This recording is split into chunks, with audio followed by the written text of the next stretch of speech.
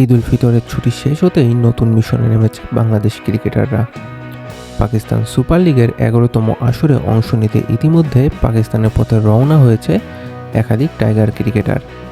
নাহিদ রানা সামাজিক যোগাযোগ মাধ্যমে একটি ছবি শেয়ার করে জানান, ঈদ শেষ, যেখানে দেখা গেছে মোস্তাফিজুর রহমান, শরীফুল ইসলাম ও পারভেজ হোসেন ইমনকে। বিসিবি মোট 6 জন ক্রিকেটারকে পিএসএলে খেলার জন্য এনওসি দিয়েছে, যারা ভিন্ন সূচিতে খেলবে এই লিগে। অন্যদিকে জাতীয় দলের বাকি সদস্যরা ব্যস্ত থাকবে নিউজিল্যান্ডের বিপক্ষে গুরুত্বপূর্ণ হোম সিরিজের প্রস্তুতিতে। তবে এবারের পিএসএল হচ্ছে ভিন্ন পরিস্থিতিতে। পাকিস্তানের জ্বালানি সংকটের কারণে ম্যাচগুলো হবে দর্শকশূন্য স্টেডিয়ামে এবং সীমিত ভেন্যুতে। লাহোর ও করাচিতে সীমাবদ্ধতা রাখা হয়েছে পুরো টুর্নামেন্টে। বাদ পড়েছে কয়েকটি বড় শহরও। সব মিলিয়ে একদিকে নতুন চ্যালেঞ্জ নিতে প্রস্তুত টাইগাররা, অন্যদিকে ভিন্ন বাস্তবতায় শুরু হতে যাচ্ছে পিএসএলের এবারের আসর।